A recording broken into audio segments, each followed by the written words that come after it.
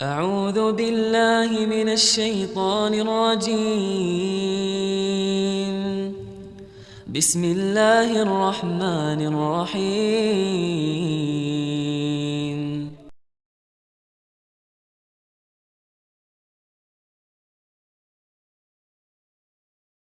Bismillahirrahmanirrahim. Assalamualaikum warahmatullahi wabarakatuh. Alhamdulillah wa sallallahu wa sallama wa barak ala abdihi wa rasulihi Muhammad wa ala alihi wa sahbihi wa man tabi'ahum bi ihsanin ila yaumiddin wa sallama tasliman katsiran amma ba'du. Alhamdulillah, jamaah Masjid Al-Istiqamah yang semoga dirahmati oleh Allah Subhanahu wa taala.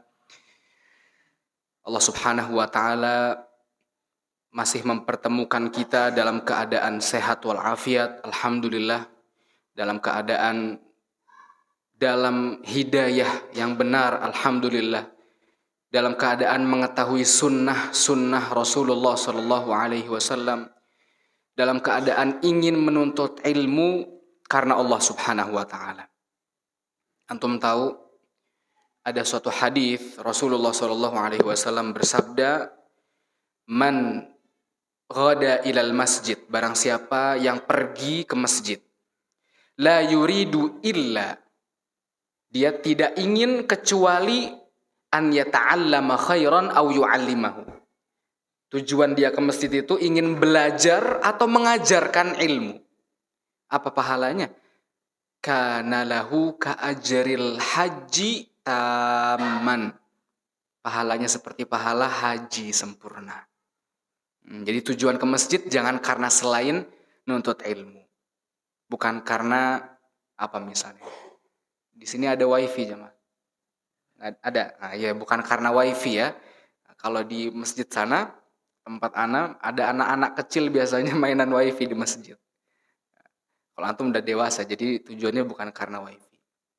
Nggak tahu passwordnya ya, insya Allah kan. Jangan dikasih tahu panitia ya. Nanti kalau tahu bahaya. Taib, barakallahu fikum. Di cuaca yang alhamdulillah gerimis ini, tapi alhamdulillah hati-hati kita cerah semuanya insyaallah ya.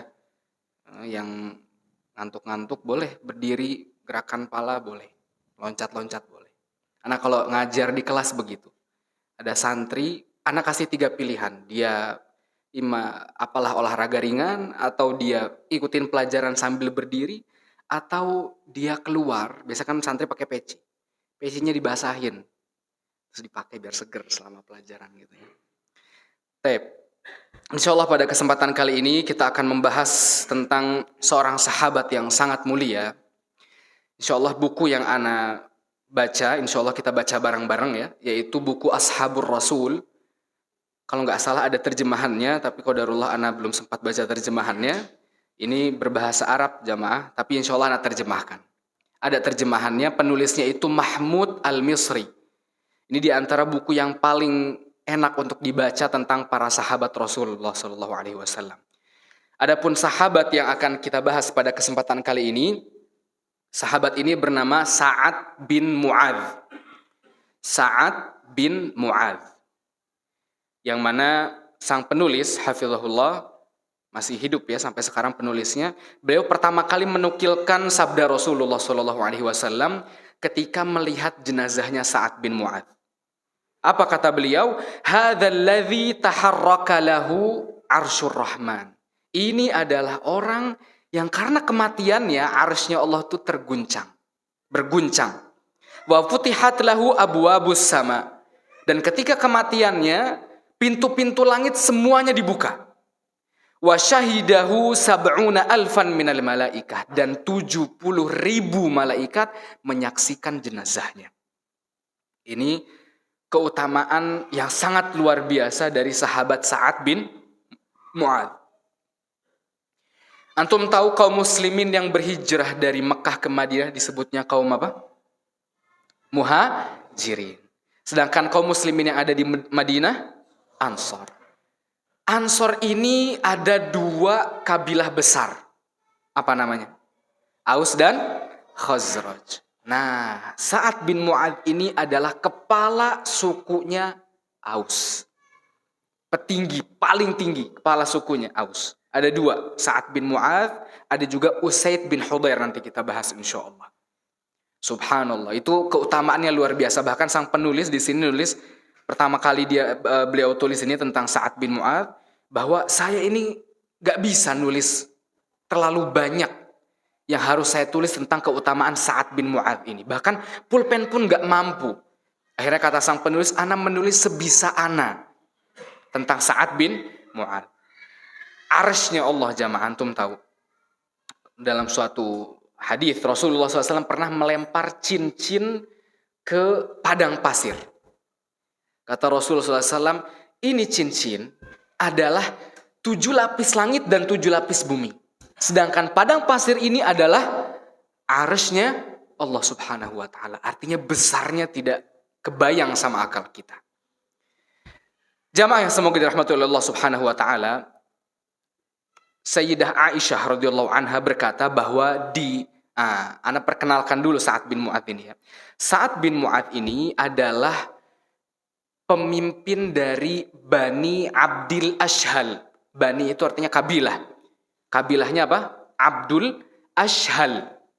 Kata Aisyah radhiyallahu anha bahwa ada 3 orang dari kalangan Abdul Ashhal, Bani Abdul Ashhal, yang paling tinggi derajatnya di hadapan Rasulullah SAW. Yaitu diantaranya Sa'ad bin Mu'adz, Usaid bin Hudhair, dan satu lagi ada namanya Abbad bin Bishr. 3 orang ini sangat agung di kalangan Abdul Ashhal, Bani Abdul Ashhal. Bahkan kata Ibnu Qayyim rahimahullah, Sa'ad bin Mu'adz ini dari kalangan Ansor. Ini seperti kedudukannya Abu Bakar As-Siddiq radhiyallahu anhu dari kalangan apa? Muhajirin. Jadi sangat tinggi di hadapan Rasulullah sallallahu alaihi wasallam. Bahkan kata Ibnu Qayyim rahimahullah, Sa'ad bin Mu'adz ini bisa dikatakan hampir mirip sifat-sifat kebaikannya dengan Abu Bakar As-Siddiq. Apa diantaranya? Sa'ad bin Mu'adz ini tidak sama sekali terpengaruh dengan celaan orang-orang yang membencinya. Yang penting Sa'ad bin Mu'adz teguh mencari ridhonya Allah Subhanahu wa ta'ala. Mau orang mencaci maki tidak peduli Sa'ad bin Mu'adz ini. Bahkan kata Ibnu Qayyim, beliau ini Sa'ad bin Mu'adz, nanti akan kita bahas di antara keutamaan-keutamaannya. Beliau itu hukumnya sesuai dengan hukumnya Allah Subhanahu wa ta'ala. Nanti akan kita bahas. Jadi Sa'ad bin Mu'adz itu menghukumi sesuatu pas dengan hukum yang diinginkan oleh Allah Subhanahu wa ta'ala. Jamaah yang semoga dirahmati oleh Allah Subhanahu wa ta'ala, pertama kali kita akan membahas tentang keislaman Sa'ad bin Mu'adz. Bagaimana masuk Islamnya Sa'ad bin Mu'adz ini. Yang mana Sa'ad bin Mu'adz ini ketika masuk Islam seperti mataharinya Madinah. Jadi masuk Islamnya Sa'ad seperti baru muncul ada matahari di Madinah situ. Bagaimana kisahnya? Pertama, Rasulullah Shallallahu Alaihi Wasallam itu mengutus seorang sahabat bernama Mus'ab bin Umair. Mus'ab bin Umair diutus sama Rasulullah SAW berdakwah di Madinah. Mus'ab bin Umair ini pergi bersama As'ad bin Zurarah. Anak kalau nyebutin nama-nama ini harus pelan-pelan jamaah. Soalnya orang Arab namanya mungkin asing di tengah-tengah antum, plus bin-binnya ini bikin bingung. Ini pengalaman jamaah. Dulu, ini nggak apa-apa anak cerita ya. Ketika anak di kampus, yang ngajar anak sirah itu Dr. Syafiq Riza Basalam hafizahullah. Itu anak udah pernah cerita kalau nggak salah. Udah ya? Belum ya? Itu kita belajar 2 buku, 2 jilid ya, jilid 1, jilid 2. 1 jilidnya itu 500 halaman. Full bahasa Arab. Isinya nama-nama Arab begini semua. Plus tanggal-tanggalnya, kejadian-kejadian, perang-perang segala macam. Dan subhanallah ketika ujian,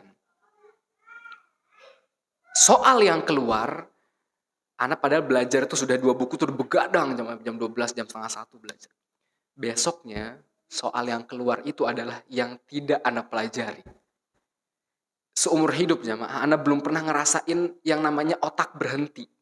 Kecuali pada saat itu. Udah belajar 2 buku nih, yang keluar bengong lama. Nah lihat kanan kiri semuanya sama, pada bengong semuanya. Belajar 2 buku soalnya bukan yang dipelajari. Segitu berusaha beratnya ya belajar sirah jamaah. Nama-namanya itu macam-macam. Tapi kita kembali ke kisahnya Sa'ad bin Mu'adz ini. Jadi Mus'ab bin Umair sama As'ad bin Zurarah ini berdakwah diutus kemana? Ke Madinah. Mereka berdua, As'ad bin Zurarah ini adalah anak dari bibinya Sa'ad bin Mu'adz. Berarti siapanya Sa'ad bin Mu'adz? Sepupunya Sa'ad bin Mu'adz. Nah, Mus'ab bin Umair sama As'ad bin Zurarah ini akhirnya menepi di suatu kebun di tempat Bani Dhafar. Ya, di suatu kebun ada bi'r, ada sumur yang namanya sumur Marok di situ. Mereka berdua duduk di situ berdakwah. Itu tempat dakwahnya mereka berdua, Mus'ab bin Umair dan As'ad bin Zurarah. Yang mana As'ad bin Zurarah sepupunya Sa'ad bin Mu'adz. Pada saat itu, pada saat keduanya diutus, itu Sa'ad bin Mu'adz masih belum masuk Islam. Masih musyrik. Ketika kabarnya tersebar, rupanya banyak orang yang datang gitu. Dengar dakwahnya As'ad bin Zurarah dan Mus'ab bin Umair. Ini suara anak kedengaran jelas ya. Dapat kabar itu sampai ke Sa'ad bin Mu'adz. Sa'ad bin Mu'adz pemimpin kaum. Pada saat itu Sa'ad bin Mu'adz itu sedang ada kalau orang Arab tuh biasanya kabilah-kabilah tuh punya nadi. Nadi itu kayak base camp. Lagi di base camp itu. Tiba-tiba dengar kabar seperti itu. Dengar kabar bahwa ada dua orang, yaitu Mus'ab bin Umair dan As'ad bin Zurarah, menyebarkan suatu dakwah pemahaman baru. Kaget Sa'ad bin Mu'adz. Akhirnya Sa'ad bin Mu'adz nyuruh ke Usaid bin Hudhair. Wahai Usaid, datangin mereka berdua. Kalau perlu hardik mereka berdua. Karena mereka berdua telah menyebarkan pemahaman baru di kalangan kita. Jangan sampai mereka menjadikan kita orang-orang bodoh dengan pemahaman tersebut. Sebenarnya Ana pengen ke sana, cuman di sana ada sepupu Ana.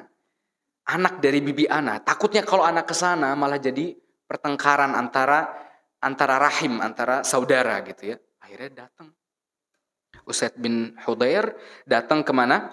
Ke Mus'ab bin Umair dan As'ad bin Zurarah. Ketika ketemu, bilang, itu bawa tombak itu Usaid bin Hudhair. Kata Usaid bin Hudhair, kalian mendingan pergi dari sini. Jangan sampai kalian menyebarkan pemahaman-pemahaman yang baru di kalangan kaum kami, di kalangan Aus. Kata Mus'ab bin Umair, awatajlis fatasma.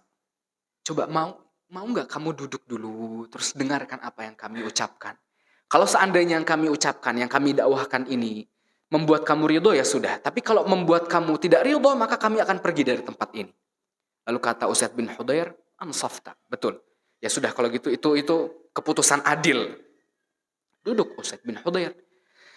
Subhanallah, dakwahnya para sahabat itu dengan Al-Quran jemaah. Kenapa? Karena orang Arab itu tahu bahasa Arab. Jelas ya. Dan Al-Quran bahasa Arab. Dan mereka ngedenger Al-Quran itu konteksnya beda dari omongan biasa. Subhanallah. Dibacakan Al-Quran, lalu dijelaskan agama Islam itu seperti ini. Usaid bin Hudhair mendengar. Subhanallah. Ma ajmal hadzal kalam, kata Usaid bin Hudhair. Indah sekali perkataan ini. Gimana caranya biar saya bisa masuk agama kalian, kata Usaid bin Hudhair. Ini kisah ini diriwayatkan oleh Mus'ab bin Umair dan As'ad bin Zurarah itu sendiri. Kata Mus'ab bin Umair, ketika kami bacakan Al-Quran, itu wajahnya Usaid bin Hudhair itu langsung cerah. Beda dari pertama kali dia datang. Itu luar biasanya Al-Quran jamaah ya. Akhirnya kata Mus'ab bin Umair dan As'ad bin Zurarah, ya sudah. Wahai Usaid, kalau kamu pengen masuk agama Islam, sekarang kamu bersihkan dulu bajumu. Karena mungkin ada beberapa najis dan sebagainya macamnya. Lalu engkau mandi. Lalu engkau bersuci, engkau syahadat, lalu nanti kami ajarkan engkau untuk sholat. Dikerjakan itu semua. Setelah selesai, kata Usaid bin Hudhair, wahai Mus'ab, wahai As'ad, ini di belakang ana nih ada namanya Sa'ad bin Mu'adz. Dan dia adalah pemimpin kaum Aus. Kalau dia masuk Islam, gak mungkin ada yang gak masuk Islam setelah itu. Dari semua kaum pasti masuk Islam. Oh taib, kalau begitu bisa antum panggilkan. Ya, saya akan panggilkan Sa'ad bin Mu'adz setelah itu, kata Usaid bin Hudhair. Padahal sebelumnya Usaid bin Hudhair itu bawa tombak tapi balik-balik. Pas waktu balik ke nadi, ke base camp itu, Sa'ad bin Mu'adz bilang, subhanallah, Usaid bin Hudayr kembali dengan wajah yang berbeda dari dia pergi. Dia pergi wajahnya suram, marah. Pas balik subhanallah cerah terang benderang. Tapi Usaid bin Hudayr nggak langsung bilang bahwa antum dipanggil sana, nggak bilang kayak gitu. Karena ini pemimpin kaum. Kata Usaid bin Hudayr, wahai Sa'ad bin Mu'adz, tadi saya sudah ke sana dan saya sudah sampaikan. Saya sebelumnya sudah menghardik mereka, tapi saya lihat mereka tidak membuat keributan apa-apa, tidak membuat bahaya apa-apa. Tapi yang saya tahu ada dari kalangan Bani Harithah. Bani Harithah ini terkenal benci banget sama Bani Abdil Ashhal.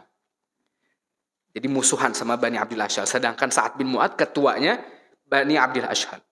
Katanya, saya dengar ada kalangan dari Bani Al-Harithah, Abdul Harithah, pengen menyerang As'ad bin Zurarah karena As'ad bin Zurarah ini adalah sepupu kamu. Oh, marah Sa'ad bin Mu'adz. Loh, kok bisa seperti itu? Iya, kamu kesana cepetan kesana, kata Usaid bin Hudayr. Padahal enggak, berbohong di situ. Akhirnya, subhanallah, ketika itu Sa'ad bin Mu'adz datang, ya, datang membawa tombak juga, karena pengen menyerang Bani Al-Harithah yang pengen membunuh siapa? As'ad bin Zurarah, sepupunya Sa'ad bin Mu'adz. Datang marah. Pas datang ngelihat ngelihat Mus'ab dan As'ad, nggak ada apa-apa, nggak ada yang mau ngebunuh. Akhirnya tahu, kata Sa'ad, oh ini berarti ini Usaid nih pengen sesuatu dari ana. Datang, tombaknya ditancapkan. Kata Sa'ad bin Mu'adz, ngapain kalian di sini semua? Tolong jangan menyebarkan pemahaman-pemahaman baru untuk kaum kami. Kalau kalian nggak mau, kalian pergi. Tapi sekali lagi kata Mus'ab bin Umair, awatajlis fatasma. Mau nggak kamu duduk dulu, kamu dengarkan dulu.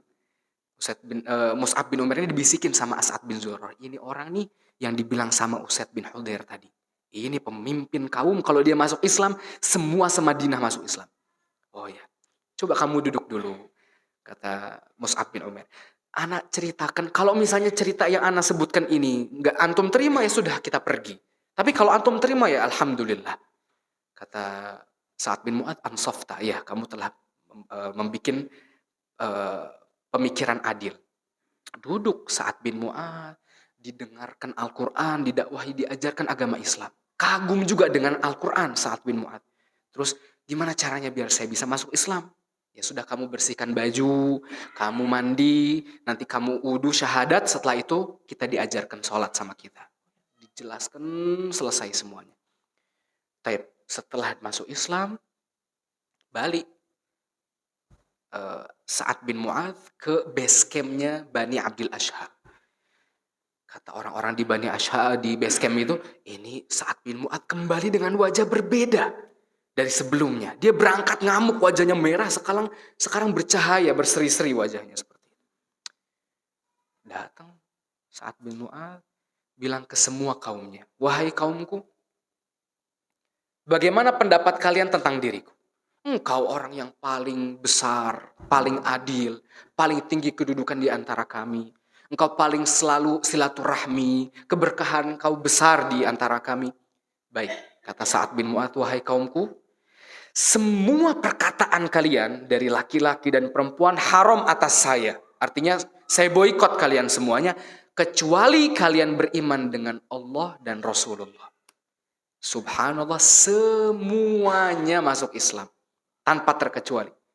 Bahkan kata ini Mus'ab bin Umair dan As'ad bin Zurarah, beliau bilang bahwa pas waktu paginya kami dakwahin, pas sorenya semua rumah di Madinah ada yang masuk Islam. Ada orang Islam di situ, semuanya. Padahal kita dakwahnya baru pagi tadi, tapi sore semuanya masuk Islam. Subhanallah. Ya. Nah, dan begitulah Islamnya Sa'ad bin Mu'adz, ya. Sa'ad bin Mu'adz masuk Islam.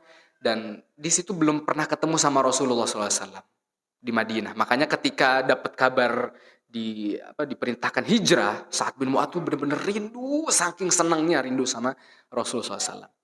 Jamaah yang semoga dirahmati oleh Allah Subhanahu wa taala, ada beberapa faidah dari kisah masuk Islamnya Sa'ad bin Mu'adz. Yang pertama,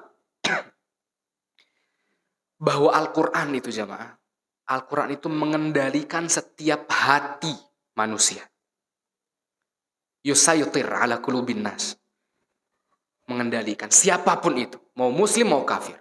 Ana baru subhanallah tadi sore ya dikirim sama teman video kiriman seorang di Inggris sana, nggak tahu di kota apa, yang setiap hari ada boot camp gitu, kayak tempat buat Islamic Center kecil-kecilan, biasa nyetel Al-Qur'an pakai audio gede, itu speaker. Ada orang yang biasa ke situ diem tiap hari, balik pergi, diem lagi tiap hari seperti itu. Ditanya, "Engkau kenapa di sini? Engkau senang sama dengar Al-Qur'an?" "Iya." "Subhanallah, saya kalau lagi capek kerja nih, ini belum muslim, dia kafir. Di Inggris, baru-baru kejadian. Saya kalau lagi capek nih, denger ini, wah hilang rasanya, tenang ini. Dengar ini bacaan Al-Qur'an ini." Oh seperti itu. Belum dijelasin kalau Al-Qur'an ini dari agama Islam, bla bla bla, belum. Dia bahkan bilang, "Saya rekomendasiin nih kepada semua teman-teman kalau misalnya lagi capek, lagi apa, denger ini. Ini enak banget di hati anak," kata dia kayak gitu. Belum tahu itu Al-Qur'an dari agama Islam dan sebagainya macam. Jadi bener-bener orang yang dengar Al-Qur'an subhanallah. Makanya antum kalau lagi waktu kosong, antum pilihlah qori yang antum seneng siapa, dengerin di YouTube, di mana boleh. Atau download, sekarang ada nih satu qori 3 jam, 4 jam boleh. Antum denger terus. Siapa yang antum seneng seperti itu. Biar hatinya itu nggak terpaut sama yang lain. Sama Al-Qur'an aja. Itu yang pertama. Ya, Al-Qur'an menguasai setiap hati manusia. Yang kedua, bagaimana kelemah lembutan dakwahnya Mus'ab bin Umair tadi. Ketika lagi marah-marahnya bawa tombak, apa yang dikatakan Mus'ab bin Umair? "Maukah engkau duduk dulu, ngobrol dulu," kayak gitu. "Silahkan duduk." Gitu. Jadi lemah lembut. Pastinya senyum ya Mus'ab bin Umair. Jangan, "Ente nyebarin pemahaman sesat ya? Tahu dari mana kau ngeramal begitu? Duduk dulu sini." Kalau dari awal kayak gitu nggak mau terima dia dakwah. Tapi kalau coba duduk dulu nggak apa-apa. Senyum gitu kan. Kalau bener ente terima, kalau nggak bener ya sudah. Seperti itu, diajak ngobrol pelan-pelan. Lalu di antara faidah yang lain apa lagi? Apa lagi jemaah? Ya mungkin itu aja ya, karena waktunya nggak cukup. Dan masih banyak lagi faidah-faidah dari keislamannya Sa'ad bin Mu'adz. Itu keislamannya Sa'ad bin Mu'adz. Nah yang kedua, ada suatu kejadian jamaah yang menjadikan Sa'ad bin Mu'adz ini agung di hadapan Islam. Ketika perang Badar. Antum tahu perang Badar itu tahun berapa Hijriah? Berapa jamaah? Hah? Berapa? 5? Berapa jamaah? PR buat antum lah. Ya, perang Badar. Ini perang terbesar jamaah. Perang pertama kali, bukan terbesar ya, perang pertama kali penentu agama Islam. Perang pertama kali penentu agama Islam. Bahkan ada satu doa Rasulullah SAW terkenal. Apa kata Rasulullah SAW? "Ya Allah, intahlik hadhil isabah minal Islam, lan tu'bad ba'dal yaum abadan." Ya Allah, kalau seandainya ini, kelompok orang Islam ini engkau binasakan, engkau tidak akan disembah lagi Allah setelah ini. Itu doa Rasulullah SAW terus semalaman disebut itu. Sampai Mu'adz bin Jabal ketika ngedenger itu, ana nggak pernah, atau Abu Hurairah radhiyallahu anhu ngedenger Rasulullah SAW doa kayak gitu, ana nggak pernah ngedenger satupun orang doa semendesak itu. Jadi ngedesak buat, ya Allah, kalau engkau ini kaum muslimin kau binasakan, setelah ini nggak bakal disembah lagi Allah engkau. Ini perang Badar jamaah. Awal mulanya itu sebenarnya pengen mencegat kafilah kaum Quraisy. Kafilah itu onta, bawaan onta dengan bawaan perekonomian, perdagangan. Awalnya seperti itu. Kenapa dicegat? Nah, kebanyakan peperangan agama Islam itu seperti itu. Sebabnya karena mencegat kafilah itu. Kenapa dicegat? Karena pas waktu kaum muslimin berhijrah dari Mekah ke Madinah, harta-harta kaum muslimin yang di Mekah itu diambilin, semuanya dirampas sama orang-orang kafir Quraisy. Makanya kata Rasulullah SAW, kita harus balas dendam seperti itu, nggak boleh diem. Kalau diem nanti kita jadi bawah, jadi lemah di hadapan orang-orang kafir Quraisy. Nah, ada kafilah unta yang dibawa sama Abu Sufyan. Abu Sufyan pada saat itu masih kafir Quraisy. Kata Rasulullah SAW, ayo semuanya pergi kita cegat. Ini ada Abu Sufyan bawa kafilah, ada harta kalian di dalam kafilah itu, kita ambil. Akhirnya datang Rasulullah SAW sama beberapa orang aja. Gak banyak, sekitar berapa? 300-an. Dan itu orang-orang yang ikut sama Rasulullah SAW itu cuma orang-orang yang ada di depan Rasulullah SAW aja. Nggak di pengumuman, oh semuanya enggak. Karena memang niatnya buat apa? Mencegat aja, bukan buat perang. Tapi ketika Rasulullah SAW sampai, nah biasanya kalau di padang pasir itu ada mata-mata yang mengintai gitu buat ngejagain kafilahnya Abu Sufyan. Ada namanya seorang dom-dom namanya. Seorang Arab namanya dom-dom. Ngomongnya aja susah ya. Pakai dom-dom. Dom-dom ini teriak, manggil semua bala bantuan yang ada di Mekah. Orang-orang kafir semuanya dipanggil. Ayo semuanya, keluar semuanya. Bahwa kafilah Abu Sufyan bakal dicegat sama kelompoknya Muhammad. Akhirnya keluar sekitar 1000-an orang lebih. Keluar semuanya pengen apa? Pengen melawan kaum muslimin yang pada saat itu nggak siap buat perang. Niatnya cuma buat mencegat doang kafilah itu. Tapi ketika sampai kabar itu, Rasulullah sudah deket Badr. Badr itu nama sebuah mata air, sebuah sumur. Udah deket mata air Badr, dapat kabar Rasulullah SAW bahwa orang-orang kafir Quraisy dipimpin oleh Abu Jahal dan teman-temannya pengen menyerang sebanyak sekitar 1000 orangan lebih. Rasulullah SAW ya panik juga ya lumayan karena di situ kan banyak. Sedangkan pasukan Islam pada saat itu nggak siap buat perang. Rasulullah bilang, wahai kaum muslimin, saya minta pendapat kalian. Asyiru alayya ayuhan nas. Bagaimana pendapat kalian? Nah, ketika itu yang mendominasi dari kaum muslimin itu adalah orang-orang Ansor. Pada saat itu orang-orang Ansor. Muhajirin ya berapa persennya saja. Berapa puluh persen. Sisanya kebanyakan orang-orang Ansor.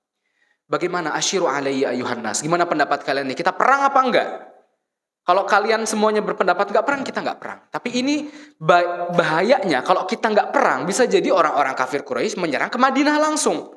Madinah yang dihancurin. Atau bahkan kalau kita mundur, nanti wibawa kita turun di hadapan mereka. Kita diinjak-injak nanti sama mereka. Semua orang-orang muhajirin, Abu Bakar, Umar, dan semuanya bilang, ya Rasulullah, kami mengikuti dirimu. Rasulullah SAW, naam, kalau begitu ya. Lalu Rasulullah teriak lagi, asyiru alayya ayuhan nas. Coba tunjukkan pendapat kalian wahai para manusia. Sa'ad bin Mu'adz dengar Rasulullah bilang kayak gitu, dengar, oh ini kayaknya Rasulullah pengen pendapat ana. Lalu kata Sa'ad bin Mu'adz, ya Rasulullah, wallahi laka'annaka turiduna. Ya Rasulullah, seakan-akan kayaknya engkau pengen pendapat kami. Lalu kata Rasulullah SAW, ajal, iya, saya menginginkan pendapat kalian. Lalu setelah itu kata Sa'ad bin Mu'adz, ya Rasulullah, amanna bik fasaddaqna. Ya Rasulullah, kami sudah, tentu ngomongnya nggak kayak anak ngomong ke antum ya. Ngomongnya di peperangan dan itu mungkin dari lagi keadaan epik-epiknya gitu. Tapi kata Sa'ad bin Mu'adz, ya Rasulullah, kami telah beriman kepada kamu dan kami membenarkan dirimu. Amanna bimaji tabihi, dan kami beriman atas semua yang engkau bawa. Semua yang engkau bawa dari agama Islam. Wa syahidna anna ma ji'ta bihi huwal haq, dan kami bersaksi semua yang engkau bawa itu semuanya adalah benar. Dan kami telah memberikan semua janji kami, semua akad kami. Kami berikan semua kepadamu dan kami akan patuh dan mendengar atas semua yang engkau bicarakan, atas semua yang engkau perintahkan. Dilanjutkan sama Sa'ad bin Mu'adz, ya Rasulullah, Lau ista'radta bina hadzal bahr fakhudtahu lakhudnahu ma'ak. Kalau seandainya ini laut di depan kami ini, engkau perintahkan kami untuk menyelam bersamamu, kami akan menyelam laut tersebut bersamamu.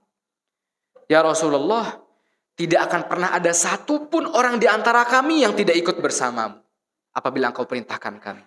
Jadi perkataan ini benar-benar dari seorang pemimpin kaum ke Rasulullah SAW. Ya Rasulullah, kami ini orang-orang yang teguh dalam berperang. Dan kami tulus ketika bertemu dengan musuh kami. Maka fasir ala barakatillah ya Rasulullah. Maka jalanlah di atas keberkahan Allah Subhanahu wa taala. Ketika Rasulullah SAW mendengar kabar ini dari Sa'ad bin Mu'adz, Rasulullah SAW langsung fasurra wajhuhu, mukanya langsung gembira. Beda dari muka sebelumnya. Lalu kata Rasulullah SAW, siru wa abshiru, jalanlah kalian semuanya, ayo kita berperang dan bergembiralah kalian. Fa innallaha ta'ala qad wa'adani ihdat ta'ifatain. Karena Allah Subhanahu wa taala telah menjanjikan kepadaku di antara salah seorang dua kelompok. Artinya sudah menjanjikan kepadaku, artinya mereka bakal kalah seperti itu, dijanjikan sama Allah. Wallahi laka'annil an anzuru ila masari'al qaum. Seakan-akan aku sekarang, kata Rasulullah, sudah melihat bagaimana kematian mereka keesokan hari. Ketika itu ya Rasulullah SAW, berarti artinya bahwa Rasulullah SAW itu menunggu pendapat dari seorang Sa'ad bin Mu'adz. Kalau nggak disebut pendapatnya, Rasulullah SAW masih deg-degan di situ. Mungkin bisa jadi nggak jadi perang. Ini diantara manaqib keutamaan Sa'ad bin Mu'adz di hadapan Rasulullah Shallallahu Alaihi Wasallam. Itu ketika perang Badar. Lalu ada juga kisah yang lain jamaah. Ketika perang Khandaq. Apa nama lain perang Khandaq? Perang ya, Khandaq artinya parit. Kata lainnya Ahzab ya. Ahzab itu jamak dari hizb. Hizb itu artinya kelompok-kelompok. Jadi perang Ahzab ini tahun berapa jamaah? PR buat antum ya. Ya, anak kasih tahu deh, yang ini 5 Hijriah jamaah. Ketika 5 Hijriah, kaum muslimin ini melawan pasukan orang kafir terbesar, namanya Ahzab. Hizb itu artinya kelompok, Ahzab kelompok-kelompok. Jadi apa namanya kalau ini apa bahasa Indonesianya? Federisasi apa? Federasi ya. Jadi kumpulan semuanya pada ngumpul semuanya. Bergabung untuk melawan orang muslim yang di Madinah. Nah, orang muslim di Madinah membangun parit atas idenya siapa? Salman Al-Farisi dari Faris Persia. Membangun parit itu lebarnya aja berapa meter? 15 meter kalau nggak salah. Itu lebarnya, dalamnya ana lupa berapa. Dalam sekali. Sampai kuda-kuda takut nggak mau masuk situ. Nah itu, ini nggak apa-apa ya kita jelaskan. Adzan berapa menit lagi? Masih 9 menit lagi. Tape. Jadi dibangun parit itu dan semua orang-orang kafir itu berkumpul semuanya. Sebabnya perang Ahzab ini karena orang-orang Yahudi yang diusir sama Rasulullah SAW dari Madinah karena mereka berkhianat. Orang-orang Yahudi, ada 3 kabilah Yahudi di Madinah. Apa aja? Bani Quraidah, Bani Qainuqa, sama ada mana lagi? Ada jadi lupa. Bani Qainuqa, Bani Quraidah, sama Bani kok jadi lupa? Bani, ya itulah istilahnya. 3 Bani itu. Bani Nadir, ya. Ingat, alhamdulillah. Bani Nadir. Bani Qainuqa, Quraidah, sama Bani An-Nadir. 3-tiganya itu adalah kabilah Yahudi. Nah, Qainuqa sama Nadir ini diusir dari Madinah. Sisa 1 siapa? Bani Quraidah. Nah, Bani Quraidah, jamaah, sebelumnya masih punya janji, ikatan janji dengan kaum muslimin Madinah. Mereka punya janji seperti itu. Artinya nggak mau mengganggu, nggak mau memerangi, bakal menjaga, nggak menyakiti kaum muslimin di Madinah. Itu orang-orang kafir.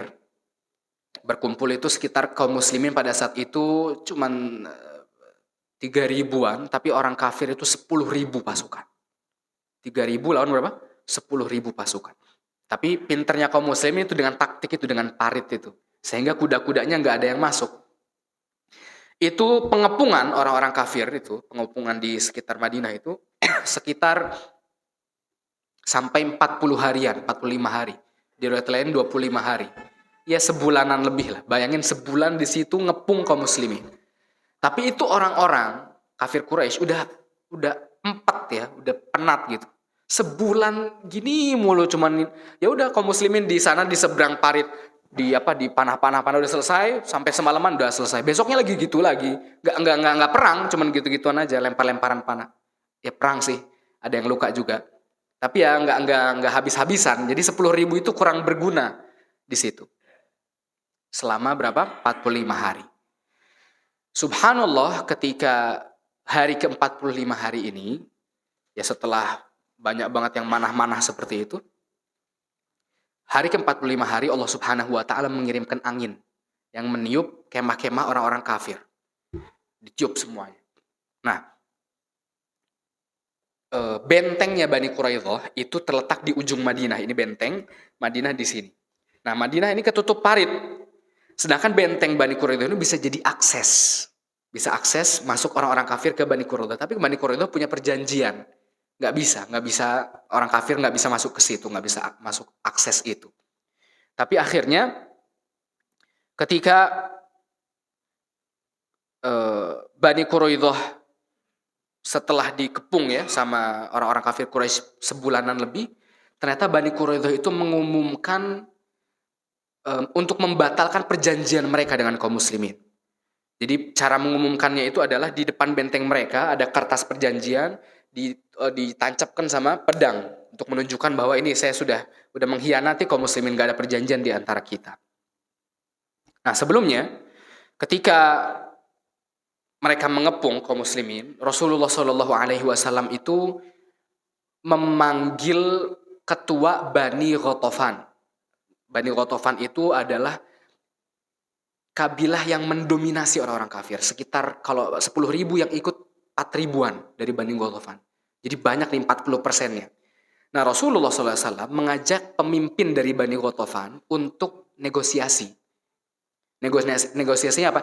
Kalian ikut sama kami, nanti 1/3 dari hasil perkebunan Madinah buat kalian. Nah, Bani Ghatafan ini dipimpin oleh 2 orang. Ya. Mana tadi? Dipimpin oleh 2 orang. Yang kata Rasulullah SAW, 2 orang ini orang bodoh.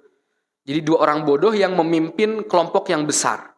2 orang ini bernama Uyainah bin Hisn dan Harith bin Auf dari Bani Ghatafan. Rasulullah SAW pengen ngajak negosiasi, ya udah kalian bergabung sama kita, nanti kita kasih 1/3 perkebunan Madinah. Karena Madinah ini terkenal dengan kebun apanya? Kormanya. Korma. Dan ini makanan korma ini di kalangan semua orang Arab selain Madinah itu mahal, makanan elit. Tapi di Madinah karena saking banyaknya kebun kurma jadi biasa, makanan biasa. Tapi kata 2 orang bodoh ini, pemimpinnya Ghatafan, enggak, tetap kecuali kalau kamu pengen memberikan semua hasil pertaniannya buat kami dari Madinah. Kata Rasulullah SAW, bagaimana apabila setengahnya? Tidak, tetap ditolak sama 2 orang ini. Kata Rasulullah SAW, ini orang benar-benar tamak banget. Akhirnya bilang Rasulullah SAW bermusyawarah ke Sa'ad bin Mu'adz dan pada saat itu ada Sa'ad bin Ubadah. Gimana pendapat kalian nih? Kata Sa'ad bin Mu'adz, ya Rasulullah, demi Allah, sebelum kami masuk Islam, ini orang-orang Ghatafan datang ke Madinah, kan Sa'ad bin Mu'adz sebelum Islam di Madinah. Mereka datang ke Madinah itu cuma buat bertamu kalau mau makan kurma. Mereka bertamu atau buat jual beli, nggak ada mereka pengen nyuri, nggak ada mereka pengen minta, nggak ada. Datang ke sini mereka itu sungkan-sungkan dalam keadaan bertamu atau jual beli. Ini sebelum Islam. Sekarang kita sudah dimuliakan Islam oleh Allah, masa kita mau nurut sama mereka? Enggak. Kata Sa'ad bin Mu'adz, tidak. Kita cuman pengen, kalau di sini judulnya wallahi la nu'tihim illa saif. Kita nggak bakal memberi mereka kecuali pedang. Artinya perang sudah nggak bisa. Kita pengen mereka minta terus enggak Rasulullah, enggak. Biar Allah yang ini kan. Sa'ad bin Mu'adz bilang kayak gitu. Rasulullah SAW ya sudah setuju aja. Karena memang dari awal Rasulullah SAW minta pendapat mereka. Akhirnya setuju. Nah, subhanallah. Kita kembali ke kisah yang tadi Bani Quraidah tadi. Nah, setelah Sa'ad bin Mu'adz bilang seperti itu, Sa'ad bin Mu'adz teriak kepada 2 orang pemimpin Ghatafan, pergi semua. Kami nggak mau kecuali pedang. Udah. Nggak usah mental negosiasi, nggak butuh sana-sana. Pergi berduanya. Dan hal ini Sa'ad bin Mu'adz ini ngomong kayak gitu menunjukkan izzah kaum muslimin. Jadi, mereka berdua dari Bani Ghatafan, begini amat kaum muslimin, keren banget mereka, berani gitu kan.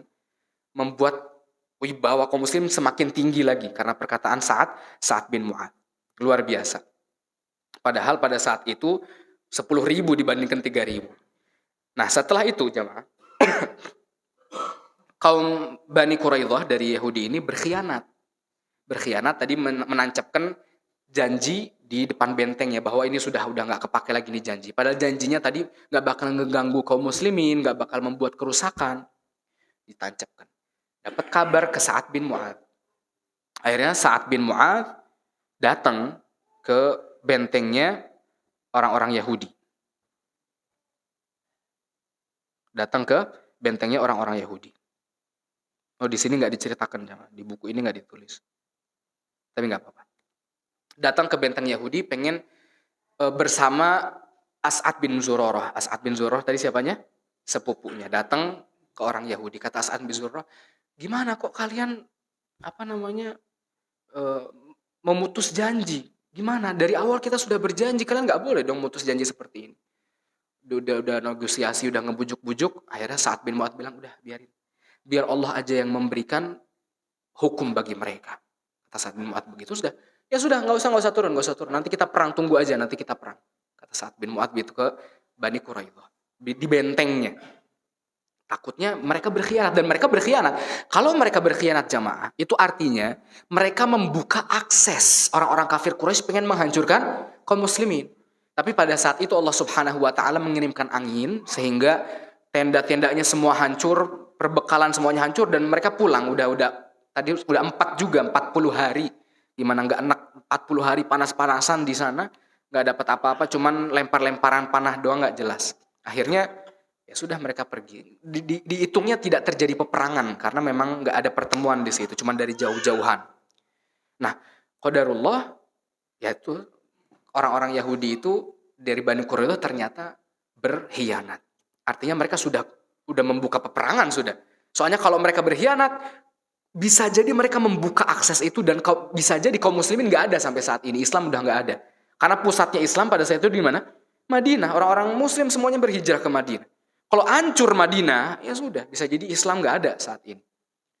Akhirnya, mereka berkhianat. Udah masuk ya? Belum? Oke. 1 menit lagi? 12 detik lagi.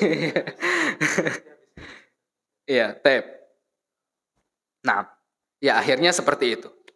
Dan qadarullah pada saat lempar-lemparan panah ini, to be continued jamaah setelah azan. Jadi ketika lempar-lemparan panah jamaah di parit itu, qadarullah ada panah yang dilempar oleh Ibnul Araqah. Panah itu kena ke tangan kanannya Sa'ad bin Mu'adz. Dan sampai nadinya putus. Ini subhanallah ya. Dari awal, ini diriwayatkan dari Aisyah radhiyallahu anha. Ketika ada suara hentakan gitu ya, kuda di depan rumahnya, Aisyah lihat, ternyata itu ada Sa'ad bin Mu'adz dan sepupunya. Lagi bersiap untuk menuju parit, untuk perang gitu. Untuk lempar panah.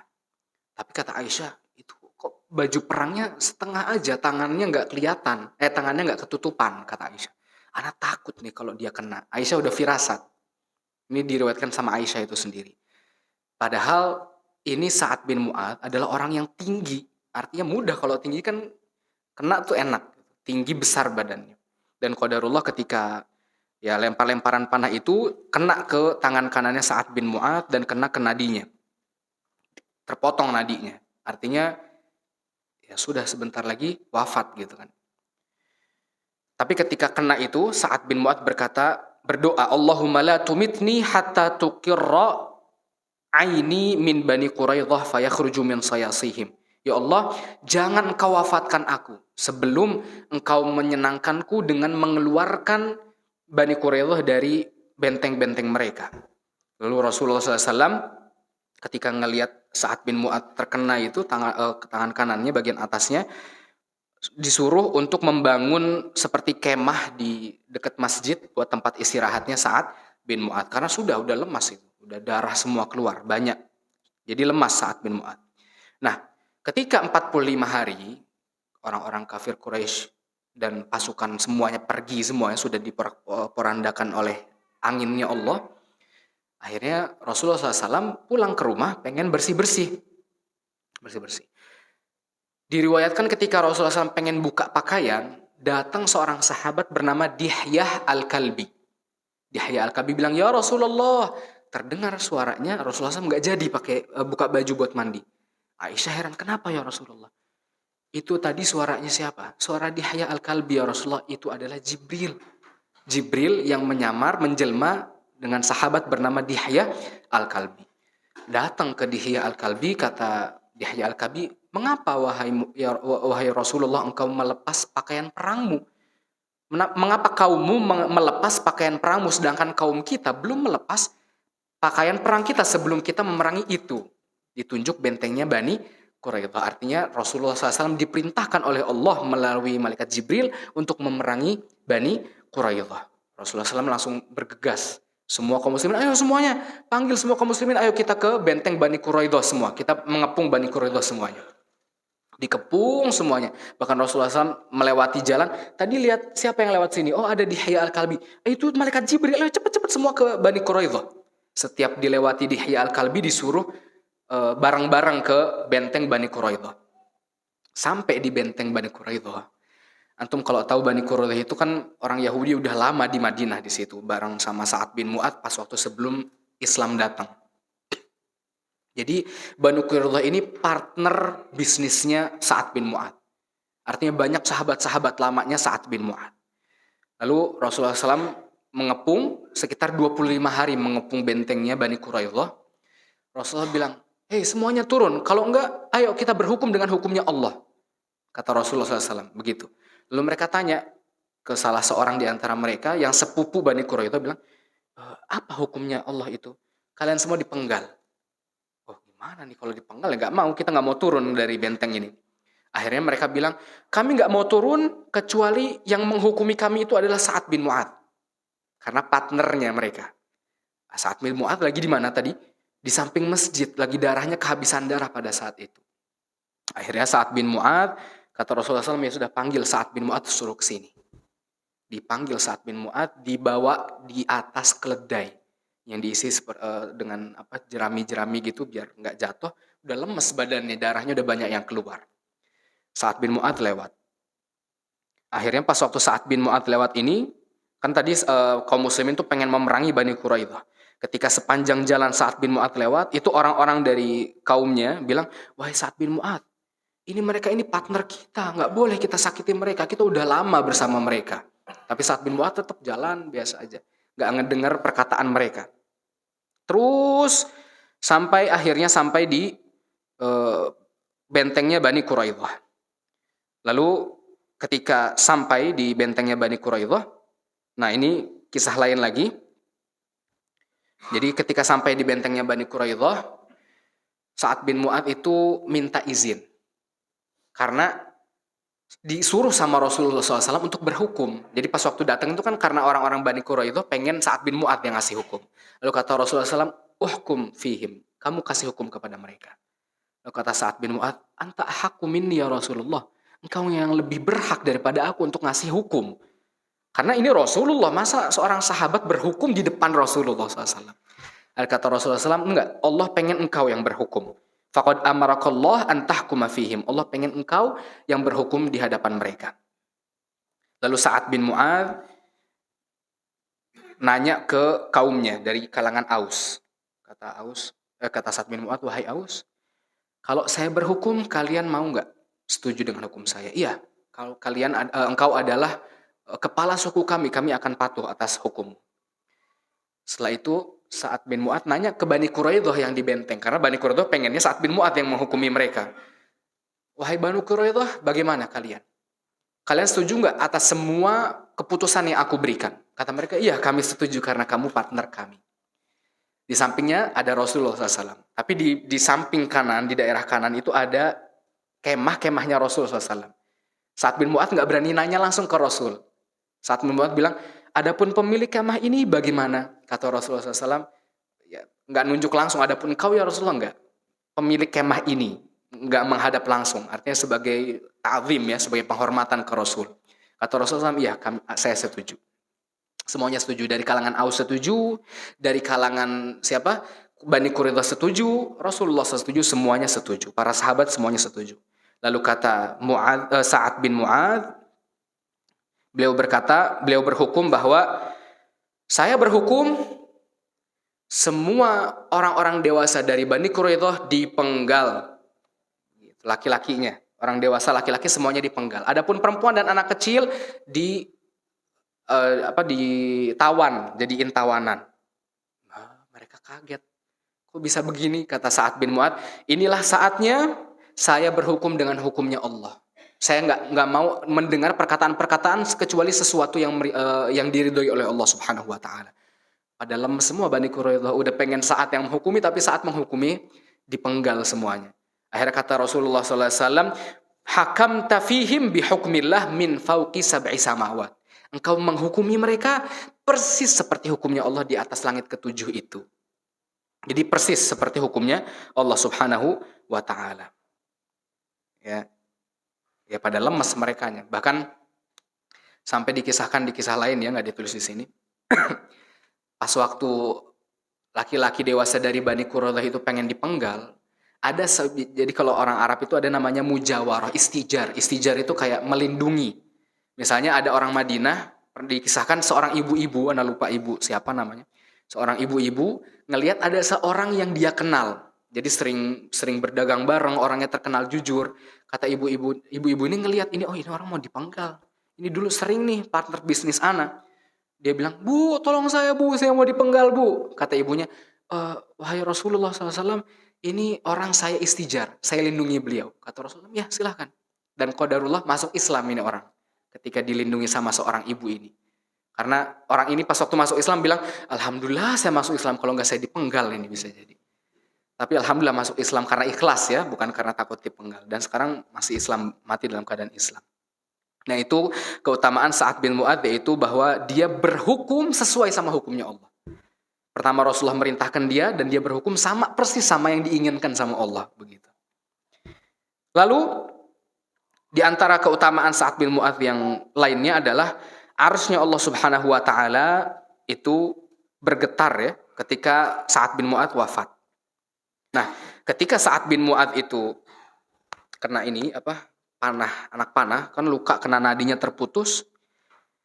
Itu di sini tidak dijelaskan jemaah.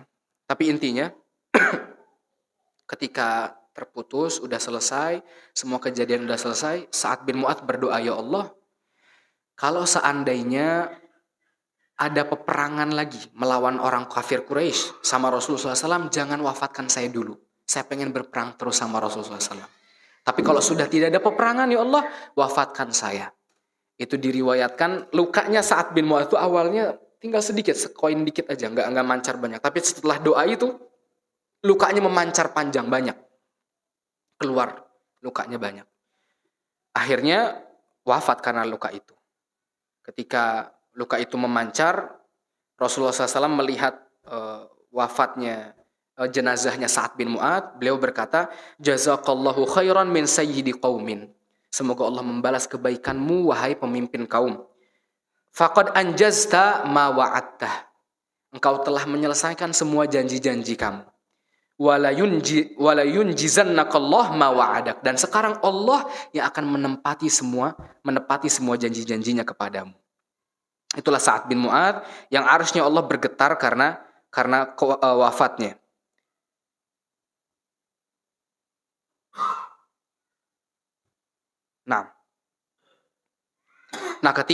Nah di sini ada pendapat para ulama jamaah tentang bergetar arsy-Nya Allah. Di antaranya ada pendapat Imam An-Nawawi rahimahullah yang berkata bahwa yang bergetar itu adalah para malaikat pembawa arsy. Lalu ada juga ulama lain yang berkata bahwa dari Al-Harbi ya, beliau berkata bahwa bergetar ini tuh sebagai kiasan aja, bahwa ya senang kepada Sa'ad bin Mu'adz gitu. Senang akhirnya bergetar sebagai kiasan, bukan beneran bergetar. Tapi yang rajih wallahu taala alam adalah pendapatnya Imam Az-Zahabi rahimahullah yang berkata bahwa benar ya, yang namanya bergetar itu bergetar. Jadi arsy-Nya Allah Subhanahu wa taala itu bergetar ya karena kehendaknya Allah Subhanahu wa taala. Kehendak Allah Subhanahu wa taala. Tapi antum nggak boleh ngomong bahwa Allah Subhanahu wa ta'ala-nya juga bergetar, enggak. Jadi ya arsy ini makhluk Allah, yang Allah berkehendak sesuai kehendaknya kepada Arsy itu, dan Arsy ini diberikan rasa cinta kepada Sa'ad bin Mu'adz. Jadi ketika Sa'ad bin Mu'adz wafat, Arsy ini ikut sedih, bergetar. Sebagaimana antum kalau tahu Gunung Uhud yang mencintai siapa? Siapa mencintai Rasulullah SAW dengan siapa? Abu Bakar As-Siddiq yang ketika jalan di Gunung Uhudnya bergetar. Kata Rasulullah, Uhud jabalun yuhibbuna wa yuhibbukum wa nahnu nuhibbuhu, kata Rasulullah. Uhud ini adalah gunung yang kami mencintainya dan ia mencintai kami. Jadi bergetar. Sama seperti arsy-Nya Allah Subhanahu wa taala. Nah, ketika mendengar kabar wafatnya Sa'ad bin Mu'adz, Rasulullah SAW itu langsung bergegas jalan ke mana? Ke tempat tadi, kemah tadi yang dibuat Sa'ad bin Mu'adz. Rasulullah berjalan bergegas, bahkan sampai dikisahkan, diriwayatkan sampai para sahabat yang ngikutin Rasulullah SAW itu sendalnya pada putus-putus, saking cepatnya jalannya. Sendalnya putus, terus rida itu pakaian yang menutupi bagian atas, sampai jatuh-jatuhan, putus-putus sendalnya seperti itu. Dikisahkan seperti itu. Dan Aisyah radhiyallahu anha ketika jadi kan kemahnya itu kan di samping masjid, sedangkan kamarnya Aisyah radhiyallahu anha di samping masjid juga. Aisyah bilang bahwa saya tuh ngedengar nangisnya Abu Bakar As-Siddiq sama Umar sampai ana bisa membedain, oh ini nangisnya Abu Bakar, oh ini suaranya Umar, saking kencengnya. Kedengaran dari kamarnya Aisyah radhiyallahu anha. Nah, ditanya kepada Aisyah bagaimana Rasulullah pada saat itu? Kata Aisyah, Rasulullah SAW itu tidak pernah menangisi seseorang. Ya, kanat ainuhu la tadma ala ahadin. Rasulullah SAW itu air matanya tidak pernah menangis kepada seseorang. Walakinnahu kana idza wajada fa innama huwa akhidun bilihyatihi. Kalau Rasulullah SAW bersedih, Rasulullah tuh pegang jenggotnya. Jadi enggak netes air matanya seperti itu.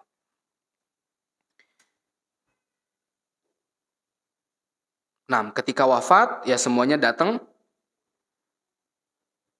ke tempatnya Sa'ad bin Mu'adz. Tadi pendapat-pendapat para ulama yang kita rojikan adalah pendapat Imam Az-Zahabi yang bilang bahwa benar itu bergetar seperti itu. Nah, ketika Sa'ad bin Mu'adz wafat, bukan hanya bergetar saja arsy-Nya Allah, tapi para malaikat turun sebanyak berapa?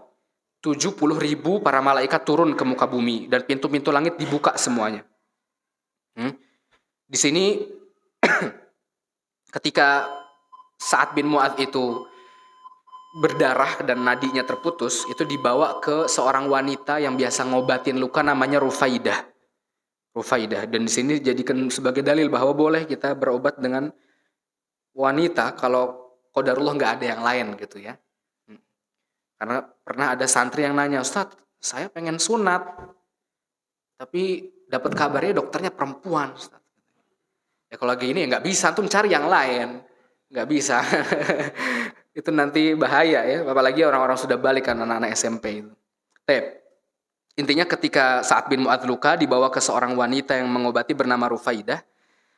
Dan Sa'ad bin Mu'adz itu berdoa tadi ya Rasulullah, ya Allah, kalau misalnya masih nggak ada peperangan lagi, sudah wafatkan saya, keluar lagi darahnya sehingga lemas pada saat itu. Dan Rasulullah SAW dapat kabar wafatnya Sa'ad bin Mu'adz di dekat masjid itu. Rasulullah SAW langsung jalan cepat sampai jalannya sendalnya putus-putus, ini ya pada jatuh semua. Lalu ditanyakan, ya Rasulullah, kenapa ya Rasulullah? Kenapa kok bisa engkau jalannya secepat ini? Kata Rasulullah SAW, ini tidak ada di sini jemaah. Intinya dalam riwayat tersebut kata Rasulullah SAW, saya takut nanti jenazahnya Sa'ad bin Mu'adz ini dimandikan sama para malaikat sebagaimana dimandikan jenazahnya siapa? Hanzalah. Anda pernah dengar Hanzalah? Seorang sahabat yang sedang lagi malam pernikahan, malam zuat. Ini baru nikah, zuat itu menikah. Jadi malam pertama nih, sudah berhubungan suami istri, belum sempat mandi junub, dapat kabar untuk perang. Akhirnya berperang dan syahid. Tapi dimandikan sama siapa? Sama para malaikat dimandikan jenazahnya. Rasulullah SAW nggak mau ngelihat. Karena sebagai bentuk penghormatan kepada jenazah itu. Rasulullah saking cepat jalannya sampai sendal putus-putus, bajunya jatuh. Jangan sampai ini keduluan sama para malaikat. Padahal malaikat sudah turun berapa? 70.000 malaikat turun pada saat itu. Akhirnya dimandikan, dibersihkan. Dan dikisahkan pas waktu dibawa jenazahnya, kata para sahabat ini seperti kapas. Dipindahkan tuh kayak mindahin kapas cepat. Karena apa? Para malaikat juga ikut membawa jenazahnya Sa'ad bin Mu'adz pada saat itu. Nah, ketika Sa'ad bin Mu'adz mau dikubur jamaah, qadarullah kuburnya itu menyempit. Dan para ulama di sini di antara Imam An-Nawawi, hal ini tuh bukan bukan termasuk azab ya. Kata Imam An-Nawawi, hal kuburan menyempit ini bukan termasuk azab. Karena ya orang mungkin berpikir, wah ini azab nih, begini kuburan menyempit. Apalagi zaman sekarang kan, azabnya aneh-aneh. Ada mayat masuk ke penggiling semen, dikejar kerbau gitu kan. Nah ini bukan, kata Imam An-Nawawi, ini hal yang biasa sebagai seorang mukmin. Jadi nanti seorang mukmin pun akan mendapati hal-hal yang memberatkan mereka ketika mereka masuk ke alam kubur seperti itu. Jadi hal biasa, bukan adab Allah. Karena ini dah hadisnya ya. Nah, lalu di antara keutamaan yang lain adalah sapu tangannya Sa'ad bin Mu'adz. Ya, Rasulullah SAW pernah diriwayatkan ya dari Al-Barra bin Azib, Rasulullah SAW itu pernah dihadiahi pakaian yang terbuat dari sutra. Pakaian gamis terbuat dari sutra, bukan buat dipakai ya, buat dipajang gitu ya. Pakaian yang luar biasa, yang lembutnya luar biasa ini sutra. Para sahabat pada kagum, ya Rasulullah ini lembut banget nih, lembut. Lalu Rasulullah SAW berkata, "Ata'jabuna min lini hadhih?" Apa kalian kagum dengan kelembutan sutra ini? "Lamanadilu Sa'ad bin Mu'adz fil jannah khairun minha wa alyan." Sapu tangannya Sa'ad di surga lebih baik dan lebih lembut dari ini. Padahal ini Rasulullah SAW bersabda ini setelah lama kematiannya Sa'ad bin Mu'adz. Dan para ulama menyebutkan bahwa ini sapu tangan. Sapu tangan ini kan buat apalah, ingus ya, buat keringat, buat sesuatu yang kotor. Hal yang teremehnya Sa'ad bin Mu'adz aja lebih lembut, lebih bagus daripada sutra yang sangat lembut.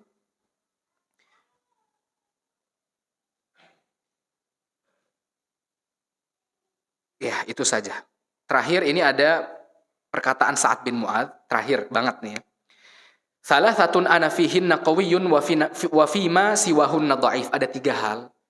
Yang 3 hal ini anak kuat. Selain 3 hal ini anak lemah. Artinya 3 hal ini gak pernah anak tinggalin sama sekali. Kata Sa'ad bin Mu'adz. Yang pertama, ma shallaitu salatan mundzu aslamtu fahaddatsu nafsi hatta afrugha minha. Gak pernah setelah anak masuk Islam. Jadi setelah masuk Islam Sa'ad bin Mu'adz, jarak sama wafatnya itu sekitar 6 tahun jamaah. Jadi umurnya dalam agama Islam 6 tahun tapi luar biasa. Islam benar-benar terbuka lebar karena keislamannya Sa'ad bin Mu'adz. Yang pertama yang gak pernah ditinggalkan sama Sa'ad bin Mu'adz, semenjak anak masuk Islam, gak pernah anak sholat, terus anak ngajak ngomong diri anak sendiri. Artinya apa? Bengong, ngobrol. Iya, tadi utang, mikir segala macam. Nanti belanja apa ya? Ada flash sale. Nggak bisa. Kalau lagi ngomong gitu, nggak pernah sama sekali. Sa'ad bin Mu'adz benar-benar khusyuk ketika sholat. Dari pertama kali masuk Islam sampai wafat.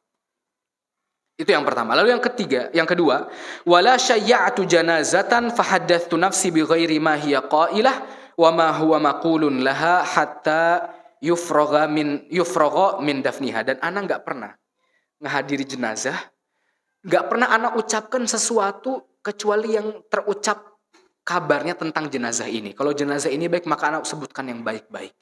Terus anak gak pernah ngomongin keburukan jenazah sama sekali. Bahkan hukumnya haram dalam agama Islam. Ada orang yang sudah meninggal, terus aibnya baru, itu si Fulan. Iya, si Fulan yang baru meninggal minggu kemarin itu. Anak pernah ngelihat dia pernah nyuri sendal anak yang sudah jepit swala warna biru. Gak boleh di ngomongin kayak gitu. Udah meninggal sudah ditutup. Aibnya biar sama Allah Subhanahu Wa Taala urusannya. Itu yang kedua. Gak pernah anak ngomongin orang meninggal sama sekali. Yang ketiga, wala sami'tu Rasulullah sallallahu alaihi wasallam yaqul illa alimtu annahu haqqun. Enggak pernah ana dengar sabda Rasulullah SAW apapun kecuali ana tahu itu benar. Ana lakukan, pasti itu benar. Karena zaman sekarang jamaah, terutama sabda Rasulullah SAW, Islam itu berawal keterasingan dan berakhir akan asing. Itu banyak hal-hal yang di kita karena saking banyaknya syubhat yang tersebar, banyak ente salah ngaji, ente ngomong kayak gitu. Tadi ana baru lihat postingan ya, dikirim sama teman. Antum tahu sekarang kan lagi hari apa? Waisak ya? Apa? Iya. Ada biksu-biksu datang ke Candi Borobudur, jalan kaki ya, sambil nyeker. Ada orang ngomong, setelah tahu hukumnya dalam agama Islam, kita nggak boleh ya bersafar ke tempat-tempat ibadah orang kafir. Alhamdulillah ana nggak pernah ke sana. Ada yang komentar di bawahnya, ente salah ngaji mbak, begitu. Artinya, ya Allah, ya tempat orang kafir ngapain kita datang ke ibadah mereka?